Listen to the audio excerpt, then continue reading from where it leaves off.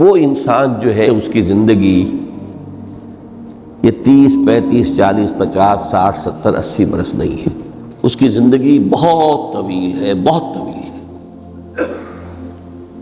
میں آج اس حیات انسانی کے دو پہلو تو وہ ہیں جو اکثر لوگوں کے علم میں ہیں، حیات دنیاوی یعنی دنیا میں پیدائش سے لے کر موت تک، یہ ایک وقفہ ہے۔ پھر یہ کہ اس کے بعد حیات اخروی ہے جس کا آغاز ہو جائے گا عالم برزخ سے، پھر بعث بعد الموت ہے، پھر حیات اخروی، یہ سب جانتے ہیں۔ لیکن یہ کہ اس دنیا میں آنے سے پہلے بھی ہم ایک زندگی گزار آئے ہیں، اور بدقسمتی سے اس کا تصور بہت کم لوگوں کو حاصل ہے۔ اور عہد حاضر کے جو ریشنلسٹ قسم کے عقلیت زدہ میں کہتا ہوں انہیں، یا عقلیت گزیدہ، عقلیت سے ڈسے ہوئے لوگ، وہ ان چیزوں سے اباع کرتے ہیں، دور بھاگتے ہیں۔ ہماری پہلی تخلیق ہوئی تھی عالم ارواح میں، الارواح جنود مجندہ، لشکروں کے لشکر تھے۔ آدم سے لے کر آخری انسان جو دنیا میں پیدا ہوگا قیامت تک، سب کی ارواح عالم ارواح میں پیدا کر دی گئی۔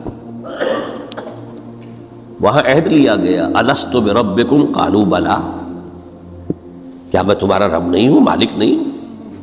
ہم سب نے عہد کیا تھا، کیوں نہیں؟ شہیدنا، ہم گواہ، یہ عہد الست۔ اور ظاہر بات ہے کہ عہد جو ہوتا ہے جب تک انسان کو اپنی ذات کا شعور نہ ہو، خود شعوری نہ ہو، آپ دنیا میں معاہدہ کرتے ہیں تو کہتے ہیں کہ بقائمی ہوش و حواس میں یہ عہد کر رہا ہوں، معاہدہ کر رہا ہوں، تو ظاہر بات ہے کہ اس وقت ہم تھے اور ہوش و حواس کے ساتھ تھے، خود شعوری کے ساتھ تھے، لیکن صرف ارواح تھی، جسد نہیں تھے۔ اور یہی ہے وہ مقام جس کے بارے میں حضور نے سے جب پوچھا گیا کہ متى وجبت لک النبوۃ یا رسول اللہ، اللہ کے رسول آپ کو نبوت کب ملی؟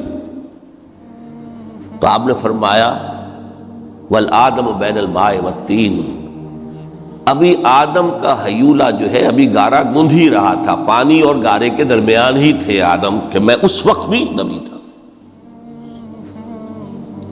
عالم خلق کا ابھی آغاز نہیں ہوا، ابھی عالم ارواح میں بھی جو تمام ارواح ہیں وہ اپنی امتیازی شان کے ساتھ ہیں۔ روح محمدی صلی اللہ علیہ وسلم، جس سے اگر نور محمدی کہیں تو غلط نہیں ہے، اس لیے کہ ارواح کا جو مادہ تخلیق ہے وہ نور ہے، جیسے فرشتوں کا مادہ تخلیق نور ہے۔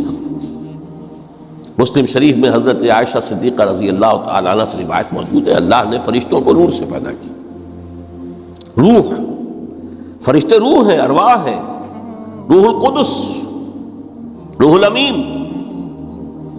اور ارواح انسانیہ بھی روح ہے، یہ سب ان کا مادہ تخلیق نور ہے۔